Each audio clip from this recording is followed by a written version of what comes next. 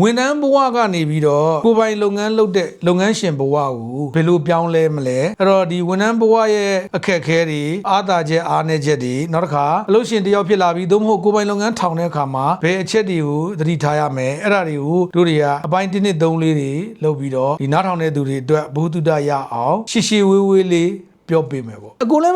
တစ်ချိန်တော့ဝန်ထမ်းပဲလေအခုလူတွေကမြင်တော့ဒါအဲ့ဒါအလုပ်ရှင်ဆိုတချို့ဆိုအခုချိန်ဒီအကိုကိုဘယ်လိုထင်လဲဆိုတော့တထေးသားလို့ထင်တာဒါကြောင့်မလို့တချို့ comment တွေမှာဆိုရှိတယ်ကွာမင်းစင်ရဘူးလားတို့အကိုကလုံးဝတာမန်ဝန်ထမ်းမိသားစုဘဝကနေပေါက်ဖွားတဲ့အခုနားထောင်နေတဲ့သူတွေလိုပဲတာမန်ဘဝကလာတဲ့တာမန်လူတယောက်ပါပဲအခုလည်းပဲတာမန်ထက်တိတ်ပိုနေပြီလားဆိုတော့တာမန်ထက်တိတ်ပိုတယ်လို့ကိုမထင်ပါဘူးအခုအနေထားကဘာပြောလို့ရလဲဆိုတော့ကိုပင်ပန်းခဲ့တာကိုစူးစမ်းခဲ့တာတွေအတွက်အသီးအပွင့်ခံစားရတယ်ပေါ့ဒါပါပဲဒီလောက်ကြီးမားမားကြီးမဟုတ်ပါဘူးအဲ့ဒီလိုပဲကိုဒီလည်းပဲတာမန်လူတွေကနေပြီးတော့မှ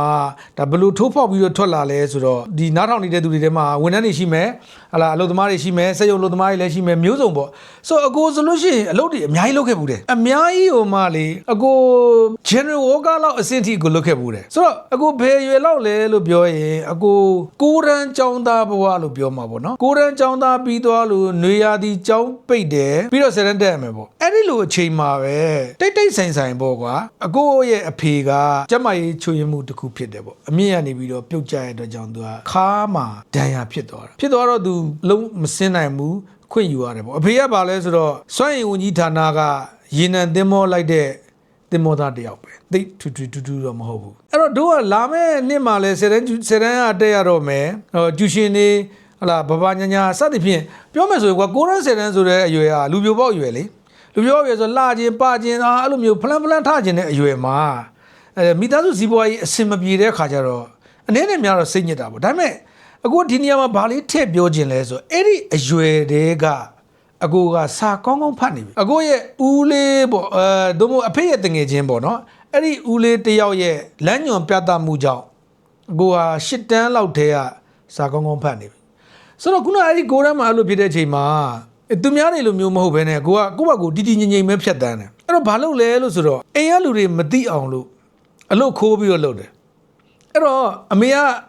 ကိုအလုပ်သွားလုပ်တယ်ဆိုဘယ်ခွင့်ပြုမှာလဲအဲ့တော့အဖေကလည်းခွင့်ပြုမှာမဟုတ်ဘူးအဲ့တော့မပြောဘဲနဲ့ကိုတို့ဒီမဟာဗန္ဓုလဂုံတရာအစင်းမှာခုချိန်တည်းရှိသေးတယ်ဒီဘက်ဘိုးထောင်ဘက်ကိုဆင်းတဲ့အစင်းမှာအဲ့ဒီမဟာဗန္ဓုလဂုံတရာဘေးရဲ့ညာဘက်မှာဦးလာတင်တဲ့သားများဒစိရိုက်လုပ်ငန်းဆိုတာရှိတယ်အဲ့ဒီဒစိရိုက်လုပ်ငန်းမှာတငယ်ချင်းတယောက်ကလုပ်တော့သူ့ကိုပြောတာပေါ့ဟာမင်းဒီကောင်အလုပ်သွားမယ်ဒီကောင်တော့ဟိုကျောင်းထွက်ပြီးတော့လုပ်တဲ့တငယ်ချင်းပေါ့ဟိုတို့ငငယ်တုန်းက